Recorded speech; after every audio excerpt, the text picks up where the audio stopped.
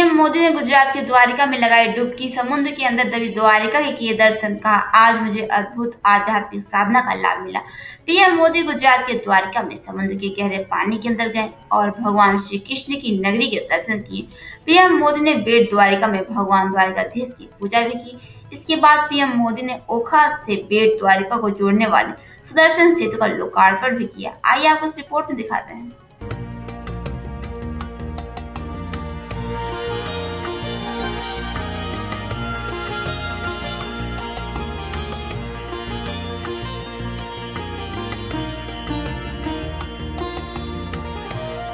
मैंने वो पल बिताए जो जीवन भर मेरे साथ रहने वाले। मैंने गहरे समुंदर के भीतर जाकर प्राचीन द्वारिका जी के दर्शन किए।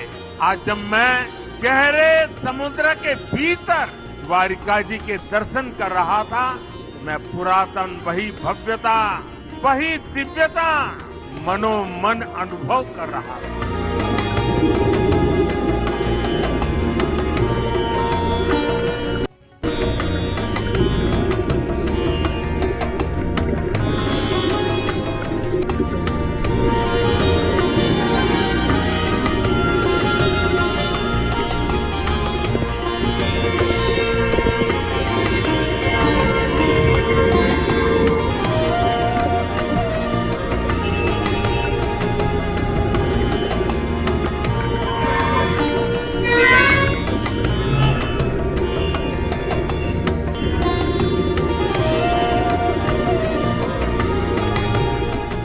राजकोट, गुजरात में प्रधानमंत्री मोदी ने कहा कि आज मुझे अद्भुत आध्यात्मिक साधना का लाभ भी मिला है।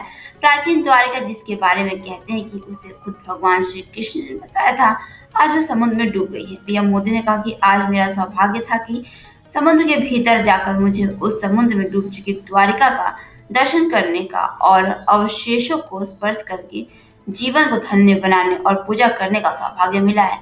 इसके साथ ही पीएम मोदी ने द्वारिका की जनता को 52 करोड़ की परियोजनाओं की सौगात दी है। आइए इस रिपोर्ट दिखाते हैं। मुझे एक अद्भुत आध्यात्मिक साधना का लाभ भी मिला। प्राचीन द्वारका जिसके बारे में कहते हैं कि उसे खुद भगवान श्री कृष्ण ने बसाया था, आज वो समंदर में डूब गई।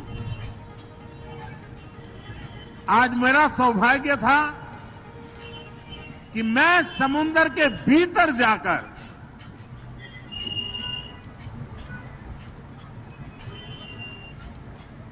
बहुत गहराई में चला गया और भीतर जाकर मुझे उस समुद्र में डूब चुकी श्री कृष्ण वाली द्वारिका, उसके दर्शन करने का और जो अवशेष हैं उसे स्पर्श करके जीवन को धन्य बनाने का, पूजन करने का, वहां कुछ पल प्रभु श्री कृष्ण का स्मरण करने का मुझे सौभाग्य मिला। मेरे मन में लंबे अरसे से ये इच्छा थी कि भगवान कृष्ण की बसाई उस द्वारिका भले पानी के भीतर रही हो, कभी न कभी जाऊंगा, मत्था टेकूंगा। और वो सौभाग्य आज मुझे मिला। प्राचीन ग्रंथों में द्वारका के बारे में पढ़ना, पुरातत्वविदों की खोजों को जानना, ये हमें आश्चर्य से भर देता है।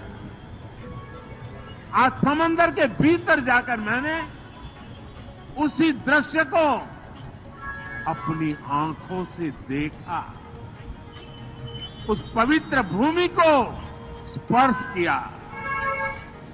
मैंने पूजन के साथ ही वहां मोर पंख को भी अर्पित किया। लेटेस्ट खबरों से अपडेट रहने के लिए सब्सक्राइब कीजिए आर एक्सप्रेस भारत।